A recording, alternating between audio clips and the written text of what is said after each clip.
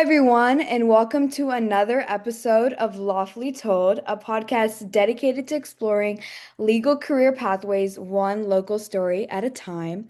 I'm your host, Shirani Ranganatha, and I'm so excited for everyone to be joining today. I'm especially excited about this episode because it's going to be both entertaining and insightful.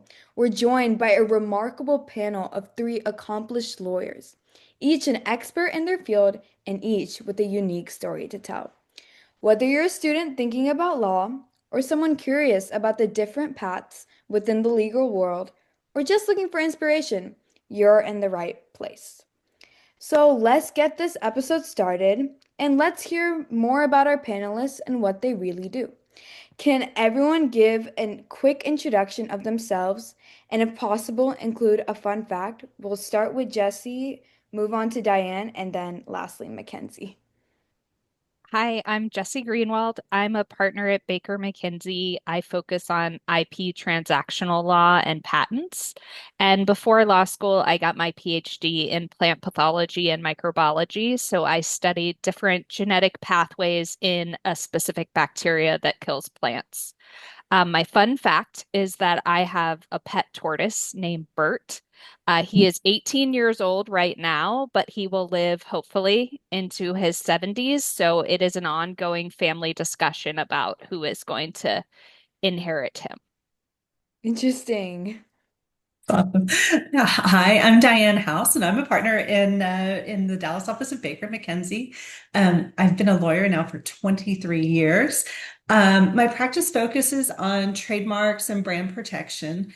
I didn't know this was the area of law I was going to go into when I started law school, but here I am. I went to UT Austin for undergrad, and I majored in Italian and art history. I'm fluent in Italian, and that has and I use my language skills in my job. And that's actually I've when I first negotiated a franchise agreement years ago in Italian. That was as soon as I left the office that day, I called my mom. I was like, "See," I was like, "This was not a waste of a major." I was like, "I used it." So my parents were very happy. So thanks for having me on. No problem. Next, Mackenzie. Hi, I'm Mackenzie Martin. I am Senior IP Counsel at Schneider Electric, which is a French company specializing in energy management and digital automation. But I was previously partner with these two ladies, with Jessie and Diane at Baker McKenzie. I specialize in IP enforcement, which means helping companies protect their like invisible property, like their ideas or their creations or their inventions. So imagine like writing a song and then someone else uploads it as their song and starts making money and getting views and likes for your creative work. And that isn't right. So IP enforcement focuses on helping the creator get credit and control of their own works and inventions. I'm married and I have two great kids. And a fun fact about me is that my pets are named after foods. I have a dog named Granola, and I have a lizard named Sorbet.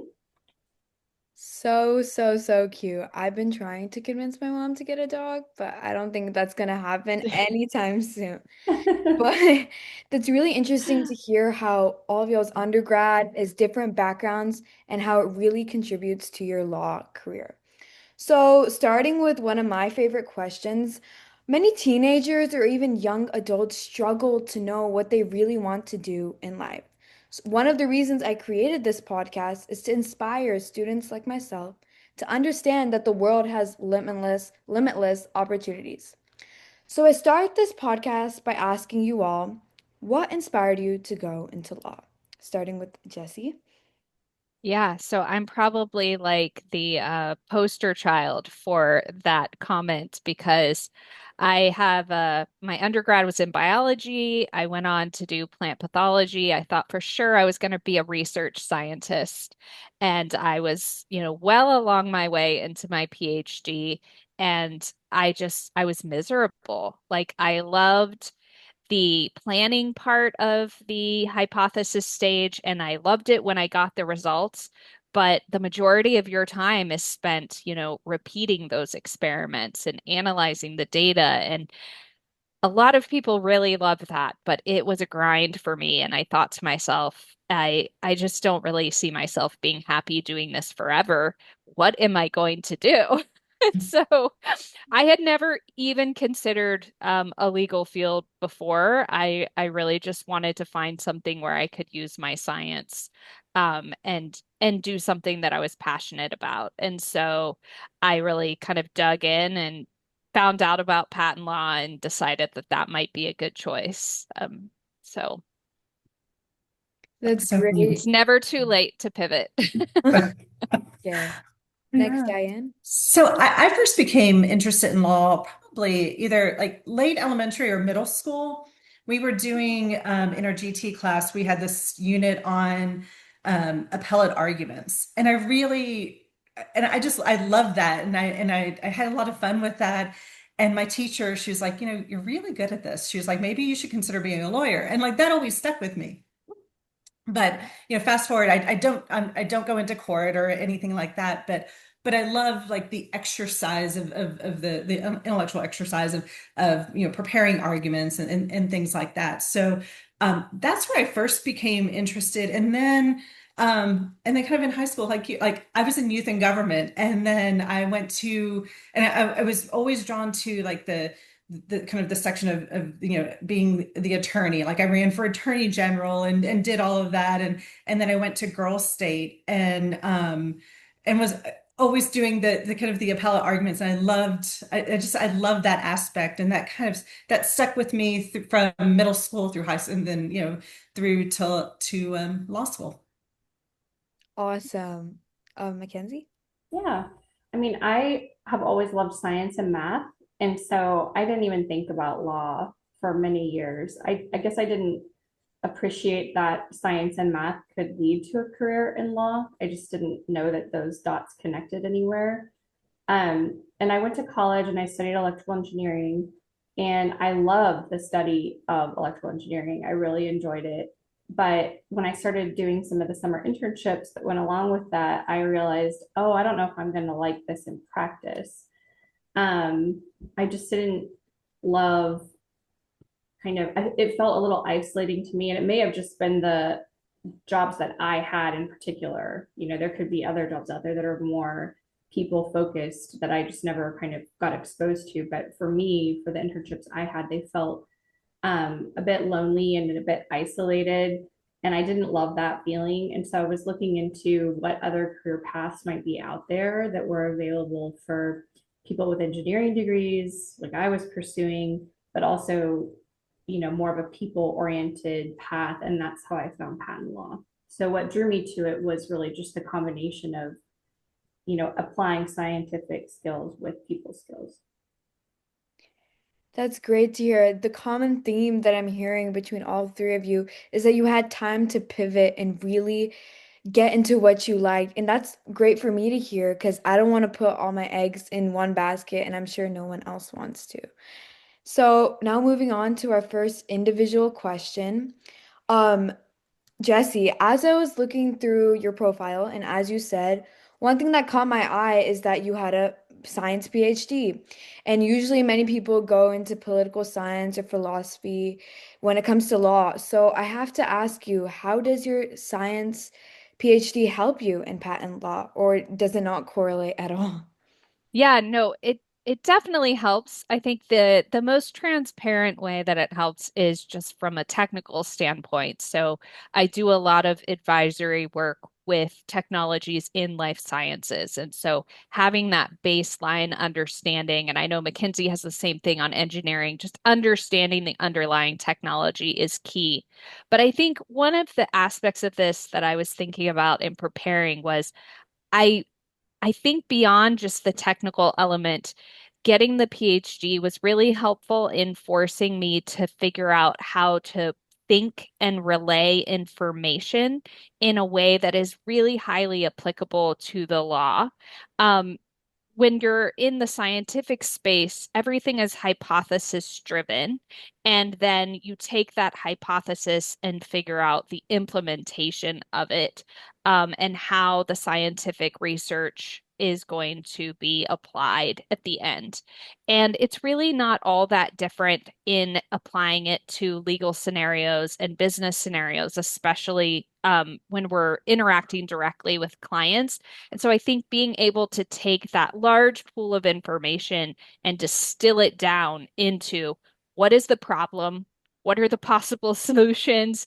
And what are the risks associated with each? And then really giving a very kind of succinct answer is so critical in our practice. And I think that, that was really drilled into me in a science context. And then I just pivoted it to apply to the law. That's great to hear because I was under the impression that science and law were two different pathways, completely different. So it's great to hear that all of them are interlocked in a way. Moving on to our second individual question.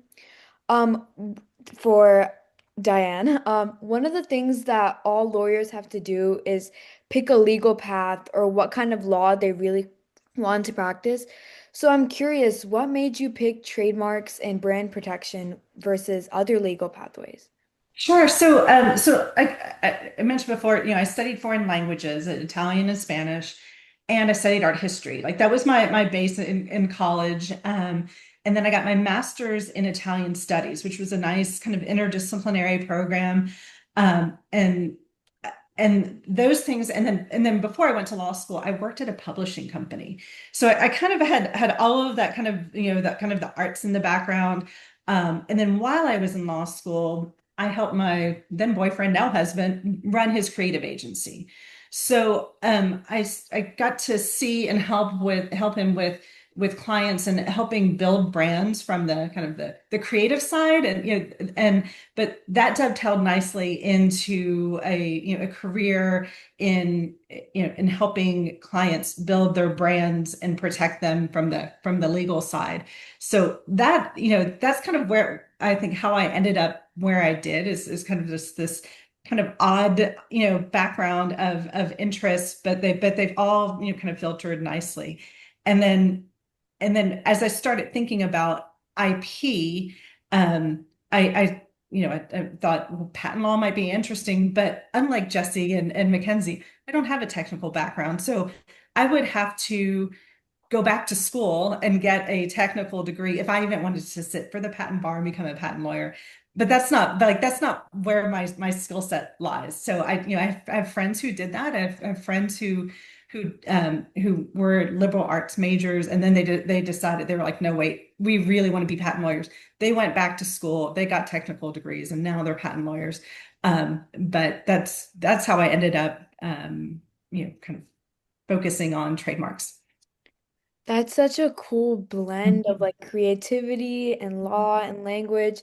And I can definitely see how rewarding that can be for you to just have all these different thoughts contribute to you when you're working. Our next question for Mackenzie is being in high school, especially at the top of every student's mind, is to figure out what they're interested in and what they would like to pursue as a career. So, Mackenzie, what high school or college experience helped you the most to tell you, oh, I want to do law or oh, I want to do this? Yeah. Um, I thought a lot about this, and I think what was critical in high school and college for me and how it kind of translates to what I do now is being involved in multiple activities in addition to school and having to juggle that kind of complicated schedule and learn how to like prioritize your to-do list, keep a schedule and honor that schedule and make sure you don't miss anything, and then kind of balance your life between personal interests on one hand and then like your work on the other hand. And I think that that skill set really started to crystallize for me in high school and college. And it's something that's so, I mean, I think it's important in every profession, but especially in law, where you are literally responsible for your client's deadlines. That's what they're hiring you to do, is to take on that role. And it's a really important function of a lawyer, that level of responsibility that you have for somebody else's assets or deadlines or whatever it is that they're trusting you with. I mean, I think as things come up in life, I had children, I got married, it has its twists and turns to be able to do that. But that's the critical skill set that I think started in high school and college, that is just kind of an ongoing journey that is really, really important in the practice of law. Of course, my math and science classes helped, lay foundation for my technical expertise at the end of the day. And, your English classes and your social studies classes, those are really important to help lay foundation for just like the critical thinking skills that you need to be a lawyer. But I think the the the skill set that was the most applicable, I think that started back then, related to more of this like executive functioning skill set and learning how to just like keep that schedule and keep my to-do list and keep my sanity at the same time.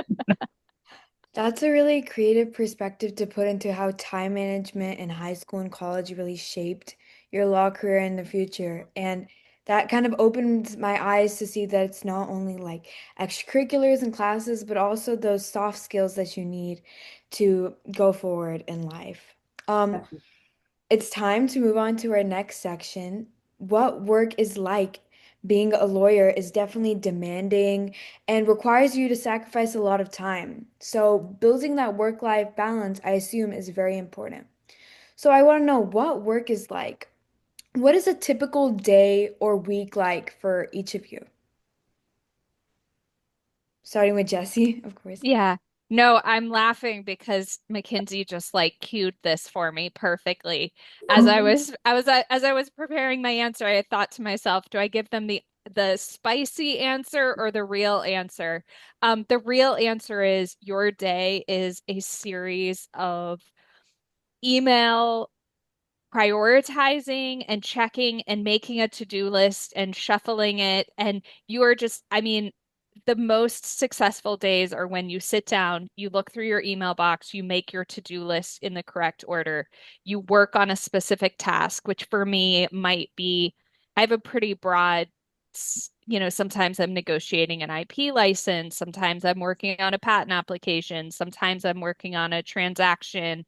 Um, and you work on it for a set amount of time and then you pause and you repeat the email prioritization list because throughout the day you're getting sometimes hundreds, Diane especially, hundreds of emails and they all have different deadlines. And so you're just constantly having to shift and pivot and then carve out those chunks to really focus in and laser focus, get something accomplished. So, I mean, I agree with Mackenzie's point 1,000%. That is such a critical skill to get down and some days are better than others, but Yeah, I agree 100%. And it's so funny. So I have a 12 years old son. He's in seventh grade, and we were talking about email one day. He's like, why do I have to check email? Like what? I was like, no, I was like, this is really a good skill to learn. I was like, because growing up in school, I didn't have email, right? So it wasn't until college for me that email came out. So, it's a really good skill, and that is a big part of our day, is juggling email. I mean, as basic as that sounds, that is, it's moving around a lot of things, and it's like, there's in the mornings, like that, like Jesse was saying, like when I I'm at my desk early, like if I start like at 6 a.m. and it's like, and I get through all my emails and I know where, like, kind of where I'm going that day, I'm like, I feel really good about it. But that doesn't happen every day, right? Because things come up and things, there's a lot. So there's a lot of juggling, a lot of rearranging. And then it goes back to what Mackenzie was saying, about, prioritizing. So, I mean, that is what most days look like. And for especially for the trademark practice, there are a lot of emails on like a lot of small things, right? So it's like, an answer here, some guidance here, some quick guidance here. I don't sit down and write long memos for clients. It's basically like our client says, hey, we're going to launch this product and we want to use this name. Can we do it? And we need to know by, like 5, or something quick, and so there's a lot of like kind of quick, and again, just managing, jumping around. So Yeah, and typical day and week has shifted pretty dramatically because I left the law firm environment and now I'm in-house at Schneider Electric, and I've only been here a few weeks. So I don't know that I am really in a great position to say what's typical because I'm really just kind of in the on-ramp, but I will do my best. So I just kind of taking a step back, I work from the office twice a week and I work from home 3 times a week. So it's a hybrid type role for me. I usually work about 8 hour days or 40 hours per week in my current role.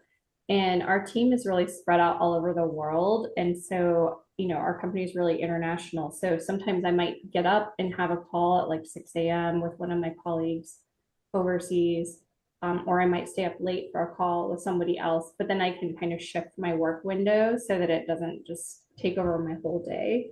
Um, and in my current role, but also in the past, I've just handled lots of projects akin to what Jesse and Diane were describing that crop up for companies relating to just how to handle different IP issues. So, I might be sitting down to learn how a certain technology works so I can help assess a situation and assess the risk. Like, is there an infringement issue here or not? How do we want to look at that? Or I might be managing a lawsuit or now managing outside counsel who are working on the day-to-day tasks with a lawsuit. Or we might be collaborating. I'm doing this now, and I also did it at Baker, kind of collaborating internally with our team to determine, like, hey, is our system really functioning well, or is it functioning in an efficient and an effective way for all of the team members, or is there some tweak we could make to help this process be better? Or maybe reading a new case or a new important legal development and trying to figure out how that affects our clients or the companies that I'm working with.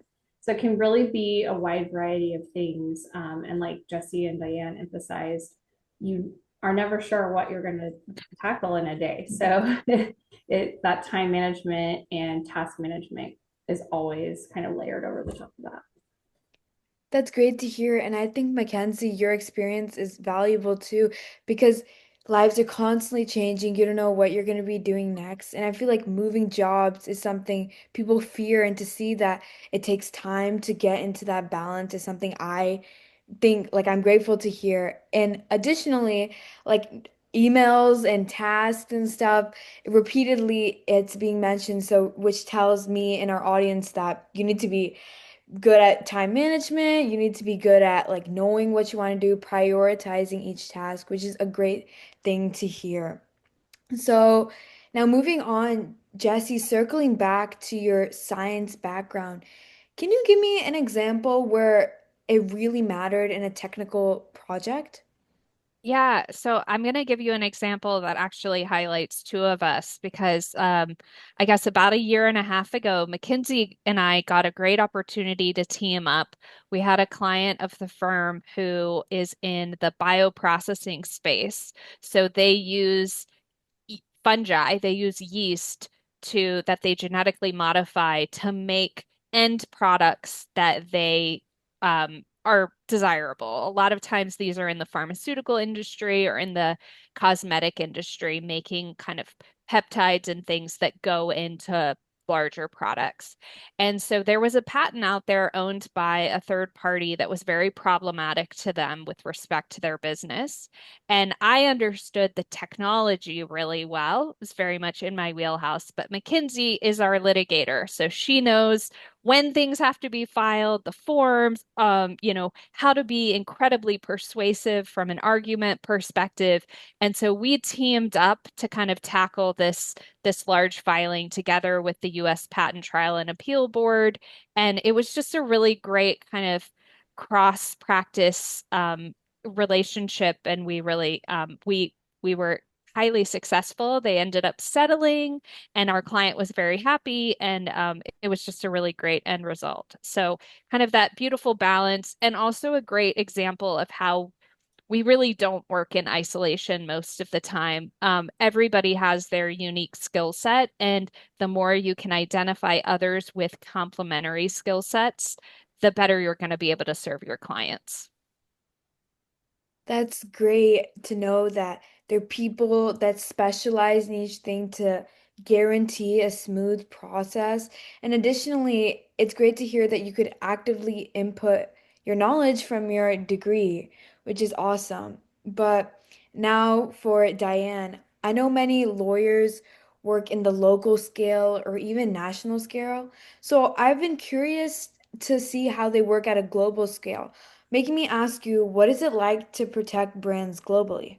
Yeah. So kind of picking up on what Jesse said is that, it's a team sport, right? So there are a lot of moving parts, but in protecting brands globally, I work closely with other attorneys at, in the US, right? At Baker and McKenzie, we've got fantastic. I mean, paralegals are, I think, important for any practice of, any type of law, but particularly for trademarks, they're really invaluable. So we've got really fantastic paralegals that I rely on heavily, and then and support staff. Right? We've got people who do the docketing, kind of like Mackenzie was saying, that clients rely on us to manage their deadlines, and so we have a huge team, and that's all they do is make sure that things are docketed. So we're on to help us stay on top of the deadline. So we work together with all of them,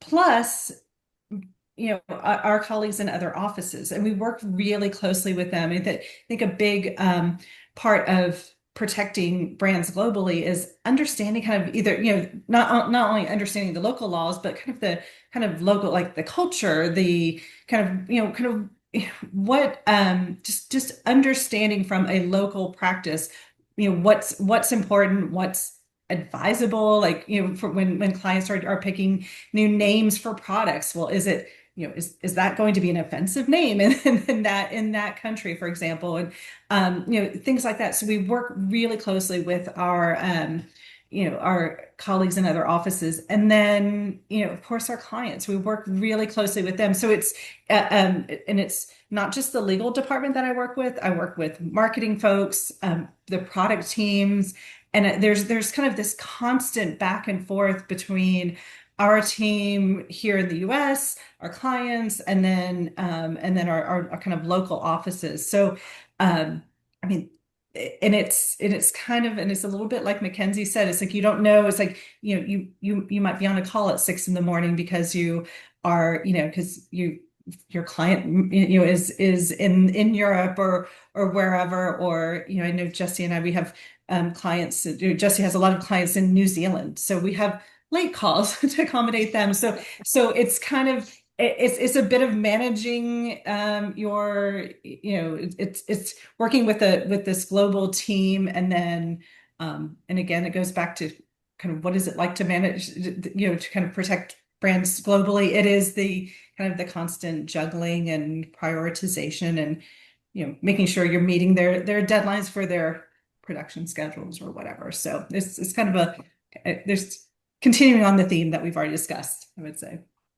It's great that you get that global outlook. And from what I'm hearing, your firm is like your own sports team. You have a litigator, you have all these people working Yeah. together. And some people might think it's very isolated, but I'm hearing that you are Mhm. all like connected so well, which is Yeah. great because it's such a community that fosters a bond and all of that, which is awesome to hear. Yeah. The next section that we're moving on to is high school advice, which is something that will resonate with all audiences, especially people in high school like me. And so high school can be extremely intimidating with grades, colleges, and many things that occupy our mind, which brings me to ask all of you, what is one tip you would give your high school self? Starting with Jesse. This was such a painful question for me to prepare for. Um, I think I would tell myself to stop hyper focusing on what I thought I wanted to do at the time.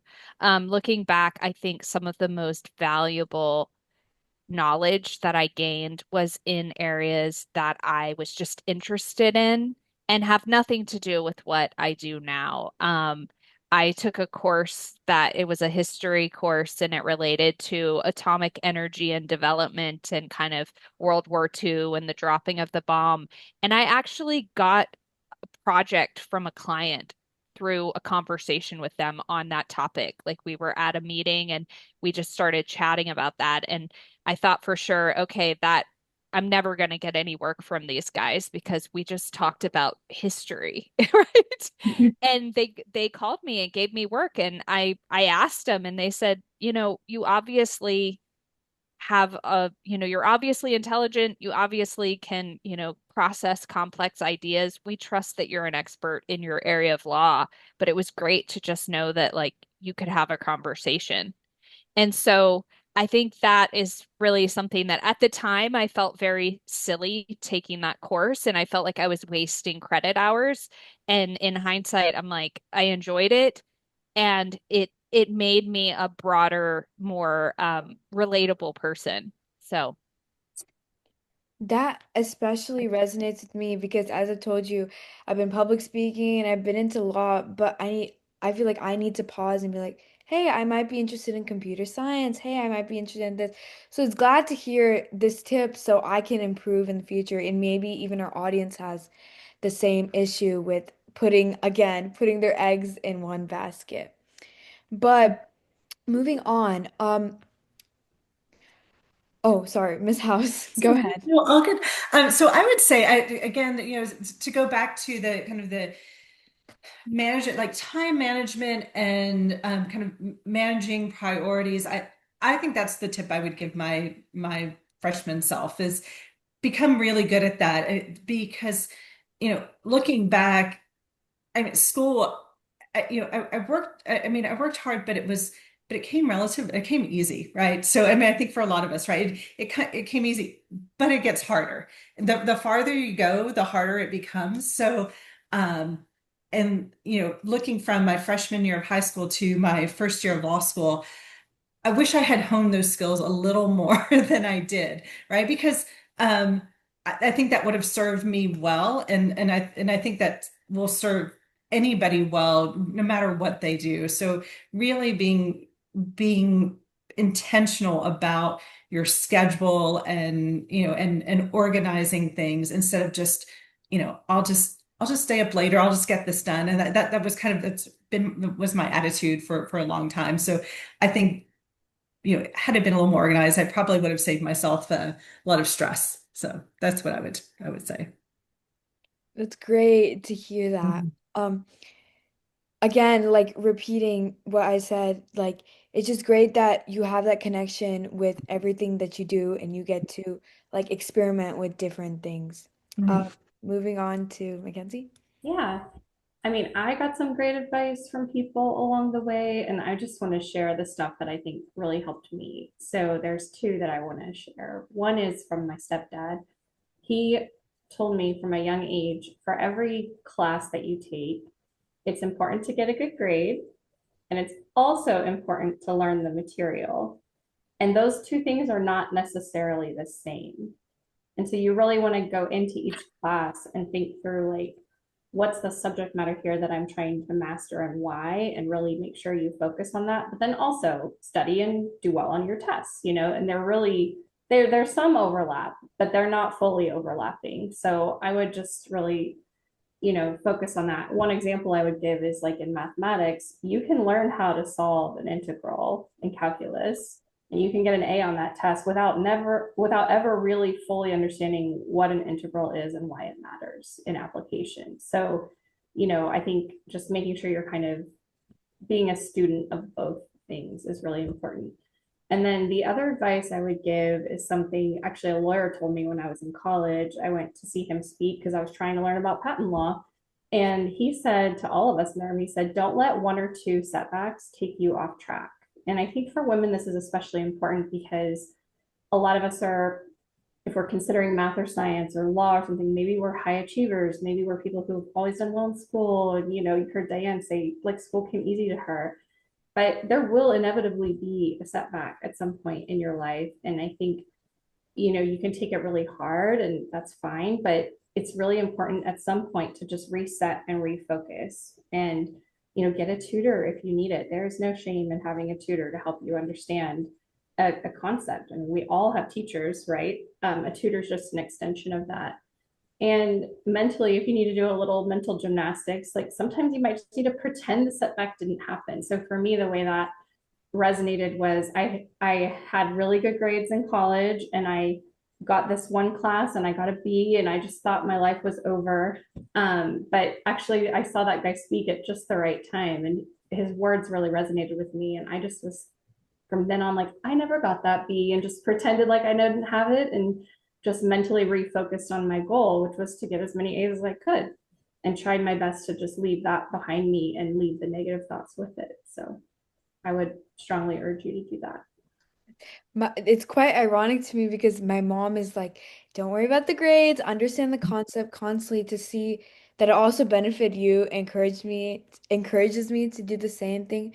And additionally, how Diane and you said that school came easy, but also there were a couple areas where you did need to keep working and keep trying, and that getting a bad grade is not the end of the world, which is validation to me and to many other people. But moving on, uh, Diane, do you have any recommendations on what subjects really prepare you for law school or even your undergrad? Yeah, I think I mean, of course, English stands out, right? So being able to read and write efficiently, effectively, that really, that stands out.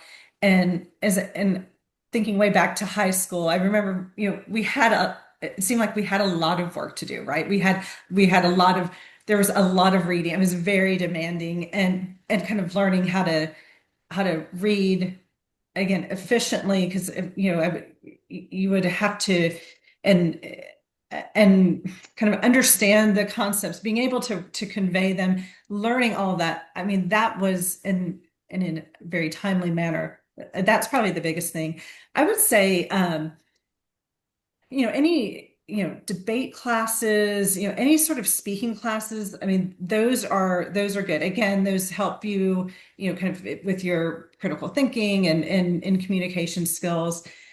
Something I did, it wasn't in high school, I think it was in middle school, but I participated in extemporaneous speaking, and it was like a UIL competition. But we were given a topic, like a minute to prepare, and then we had to speak for like a minute and 30 seconds, which for me as a really shy kid, I mean, that was a great skill to learn to stand up and speak. So from a kind of a personal development, that was important, but then also just being able to quickly, organize thoughts. I find that, I think we all do, like on client calls, right? You're constantly, having to do that. You have to respond, pretty quickly and methodically. Um, but I think kind of to back to one of Jesse's comments is, I think any class that you find of interest, all of that's good, right? All of that will help you in some way, um, in your career. So either it's from, just because, even, you're just interested in it, and it's something that maybe, becomes a hobby, or just a point of interest, but there's something there that will help you grow, help you learn. So, I don't think there's any one, kind of one thing I would really focus on. I think you should explore, things that you like, and now's the time to do it, right now. To me, in high school and in college, kind of expose yourself to as many topics and that you can. Definitely.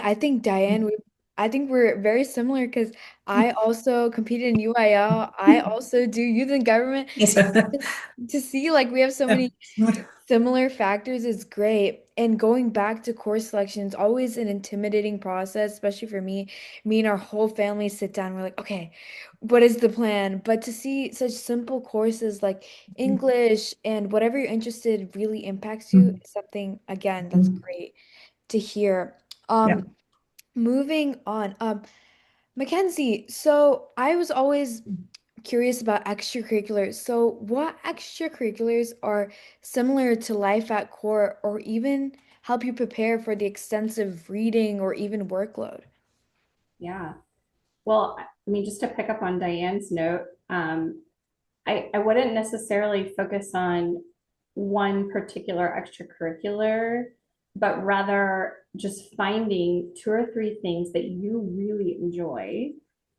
And then by virtue of that enjoyment and that sincere, I don't know, like love for that extracurricular, you can then gain kind of meaningful experience and opportunities within those. And so, for example, I loved volleyball. I still love volleyball. And I eventually became captain of our team in high school.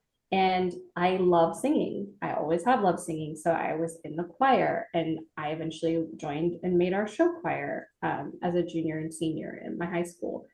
And those were just my authentic interests. And I had aptitude in those areas. And that's what really drove me toward those experiences. And you wouldn't think that like volleyball and singing really helped me much in my patent law career, but they actually do, because volleyball, being on a team and competing at a high level, it teaches you a lot about overcoming setbacks and, your team's down and how are we going to win anyway, and grit and leadership and just the power of teamwork and what it means to like support your teammates and for them to support you and all of that. And choir also gave me valuable opportunities because I had to get out on a stage and present myself. You're so vulnerable when you're out there singing in front of an audience. And that just helps, I think, with your confidence during any presentation. So I really carry those skills with me to this day, and they do help me in my career, even though it doesn't seem like they would. Yeah, I'm hearing all across the board like diversity, having different extracurriculars, no matter what, if they're related to singing, dancing, whatever, help you in the end, which is great because there's not one thing you can focus all your energy on. There's so many things that you can do, which is awesome to hear.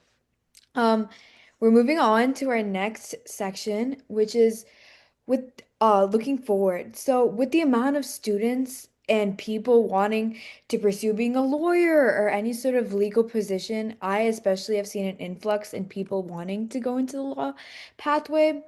What is some advice to stand out in the future legal world? Can we start with Jesse, please? Sure. So I think my advice would be a great listener and a great communicator. Yeah, I think all of us on this call have a common theme in that we were high achievers. And one of the things that really resonated with me from my youth was my mom said to me, there was this really snotty girl. She was like, "How long have you been gifted?" And I was like, "Birth." But my mom said to me, she kind of scolded me and she's like, "That was rude." And I was like, she said, "You're never going to be the smartest person in every room." And you don't really want to be. And so it took me a long time to figure out what that really meant. But what I think is great is identifying the different skill sets in the room and figuring out what is the value that you add. And over time, what I've discovered is kind of my magic skill, being kind of the scientist turned lawyers, is I'm the bridge, right? So the smartest person in the room is oftentimes the scientist or the business leader, or both, but they can't talk to each other because they speak different languages. And so I can kind of take both sides and tie them together and, add value in helping them better communicate with each other. And I think just kind of building those communication skills has been the best kind of approach that I could possibly take. And I don't think there's any situation where being a really good listener and then it being able to communicate that back has any harm. And so I think, and there are many, many, I mean, you guys laugh, please, and agree with me, but there are a lot of lawyers who are not great communicators, or they may be really great on paper, but they can't resonate in a room. Um, and so I do think that's really kind of a key way to distinguish yourself. Yeah, I would agree with Jesse on that. There are a lot of there's a lot of like not great communicators. So that is certainly something to focus on. And I would add, this is kind of drawing on what we talked about, a minute ago is find an area you're passionate about. And, and for me, it was foreign languages, in particular Italian. And when I focused on that, the Italian and then the arts, they've helped me. I'm not only interested in them, but um, they've helped me in developing my career. They've helped me stand out. I know that's one of the things when um, my resume came across for my current position is our boss. He's Italian, and he was like, "Wait, you speak Italian?" And it was like, and so it's one of those things like it stands out, right? It's a little bit different, but again, I would say find something that's that you're really interested in, something that's and be authentic. I mean that's probably the one of the biggest things is don't do something just because you think it's going to look good on your resume, right? Do something because you're really interested. If you're really passionate about it, that will show through, not just, check the box, make my resume look good or my college application look good, that sort of thing. Yeah, I would just echo that as well. Both points really, but I when I was preparing for this, I thought of just finding your passion and being your authentic self. So similar to what Diane was saying, and just to put it a little differently, like not every company or firm or client is for you, and you're not for every firm, company, or client, and that is totally fine. Because when you do find the right fit, it is a great relationship and opportunity for everybody involved. And I think you really can suss that out and find it best when you are just being yourself. Um, and you may have to get an experience here or there along the way, that may not be the perfect thing for you, and that's totally fine. Those are all just building your experiences and building your skill sets. But I think to really find kind of that satisfaction in your career, the way to do it is to be authentic and be yourself. That's awesome. I'm hearing how communication relates to everything you do, whether it be in your family or even in your job, which is something that a lot of people need to improve on, including me. And developing communication skills is so vital, according to everyone. And also just being authentic. I'm hearing for me especially, I tend to like mold to people around me, and just being myself is something that I struggle with. So hearing that authenticity is what people look for is something that I can not only improve on but strive to be in the future. But moving on to Jesse, I have to ask, what are some emerging areas in science or tech law that are interesting or fast approaching in demand, especially around AI, since I've been hearing like AI is going to replace jobs and stuff. So how does it really contribute to I being the know I feel like a bit of a fraud answering this question because on this call, Mackenzie is very much our AI expert. She's done a lot of her practice in this area, so I may throw a curveball at you and let her weigh in on this at after I finish. But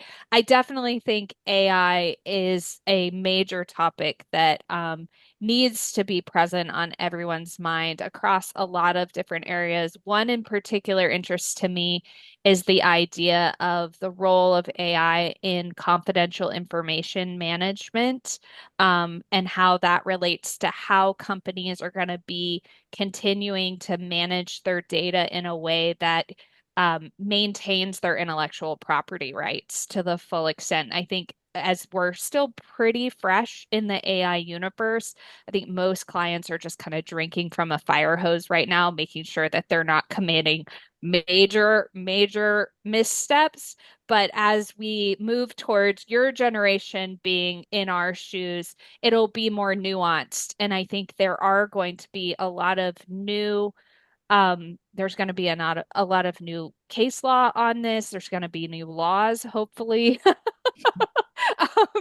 And I think there's going to be an increasing amount of opportunity there.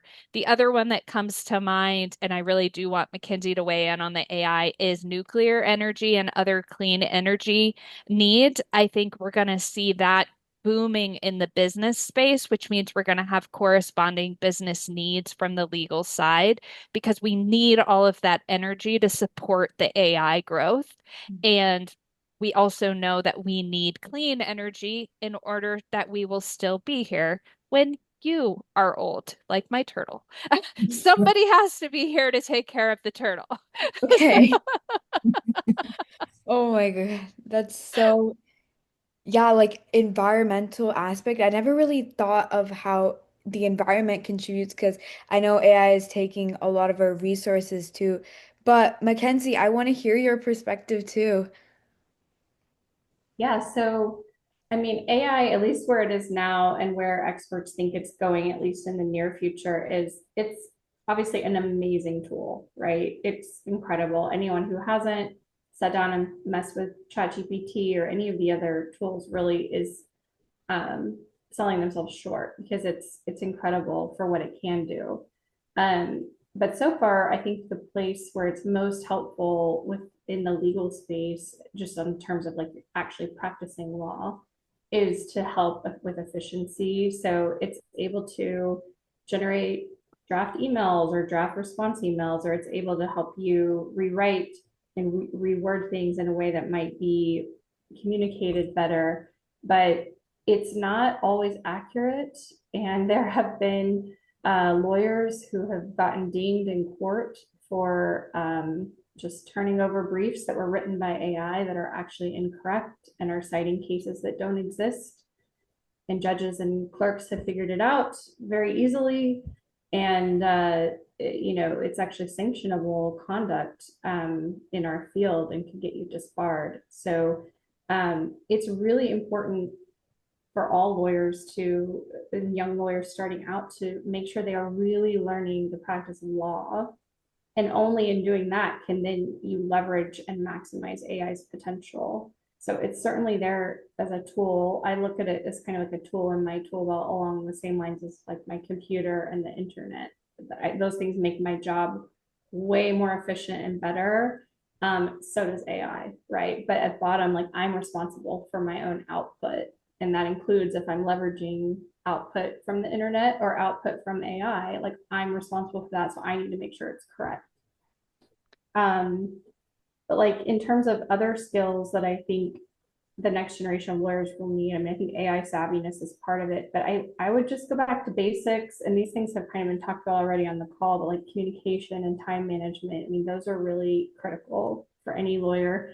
The one thing that I think we haven't mentioned yet, and it's important, is stress management, because the pace and the intensity of working in law is no joke. You're handling really important matters for either individuals or for big companies. And I think we all know going into law that there's going to be a long hours, but I think I wasn't fully mentally prepared until I actually got in the seat to understand like just what that meant for me as an individual. And I definitely wasn't prepared for the level of stress that gets imposed on lawyers.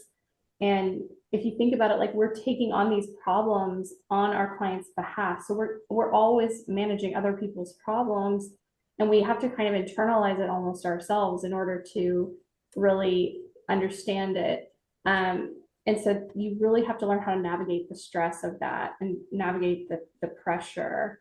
And I think that's different for everyone. But for me, it's making sure I'm getting my walks, making sure I'm getting my sleep, making sure I'm drinking enough water, and making sure I have just outlets that are completely different than work. So reading books and allowing my mind to kind of escape into other stories or movies, or hanging out with my kids and really being fully present with them really helps me in terms of stress management. That's again awesome. It's great to see that AI is on our side. It's a resource that is available to all of us, but at the same time, we have to be strong in our knowledge and know what we're doing to really utilize that tool. And additionally, like it can be something that can help you with stress management, but what I'm hearing, it's also an internal thing, which is great to see and hear that AI is on our side and hopefully will not replace any jobs or like like that. But for our next question, I want everyone to answer this because interviews and all these things are milestones in people's lives where they want to do well. So I'm curious and I want to know what are some skills that the next generation of lawyers really need to excel in an interview or excel in anything in general? We can start with Jesse and move forward. Oh gosh. I mean, I think it's many of the skills that we've already discussed with respect to being a good listener, being a good communicator, being your genuine self. But I want to repeat what Mackenzie said because I'm telling you, it took me far too many years to learn this, and I'm hoping other people won't. Um, when you're a kid, if you were like me, you're a people pleaser and you want everyone to be your friend. And then you become an adult and that just changes over to like fitting into your job or whatever your social circles are. And Mackenzie's spot on. Like, you're not everyone's going to be your friend. You're not everyone's cup of tea. Not every job is the right job for you. And I think kind of that is a skill in and of itself, that kind of inner peace of knowing who you are and that who you are isn't going to resonate with everyone on the planet. And that's okay. And just kind of being at peace with that. Be kind, be nice to everyone, but understand that some people are going to give you the side eye because you annoy them. And that's all right, because you're giving some people the side eye because they annoy you. And Yes. I really do think that is probably one of the hardest skills that I've had to learn. I still struggle with it some days, and it is one that really will help you across all aspects of life, but especially practicing law and kind of all the different people you have to interact with. That's great to hear, but like being more specific, if you were in an interview and someone was in front of you, what are some like key things that you would look out for when they're speaking? I'm gonna let Diane take it because she had Yeah, a look. Hmm. What would I look for when there's so a part of it is you know that I'd look for engagement, right? So in interviews and then being able to and Sharana, you seem to do this really well is kind of recapping what we've just talked about or addressing the issues.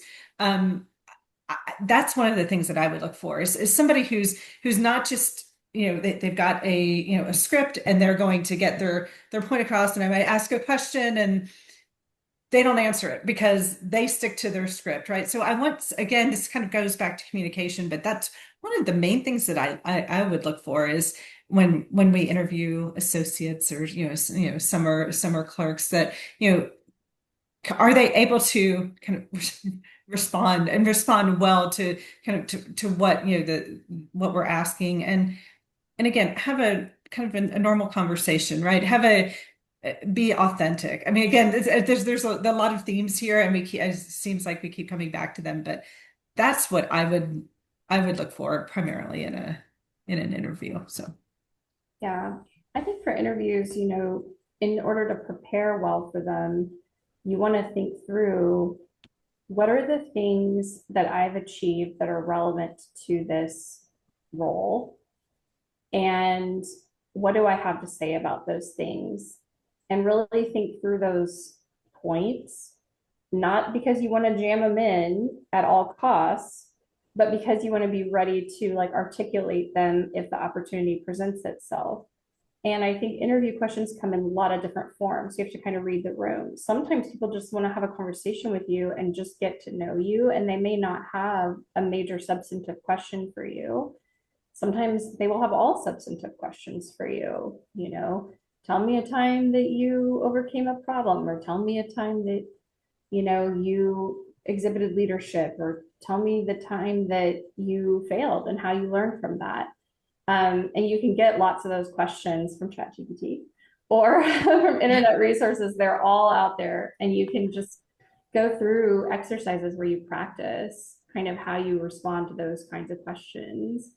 and you want to try to like build in some of your examples that are relevant to that position when you are answering those questions. So you have to be a little bit fluid and know your examples well enough that you can kind of adapt them for the different scenarios that present, the opportunities that present during the interview. But in that, also try to be yourself and try to be authentic and try to connect and all those important like soft skills too.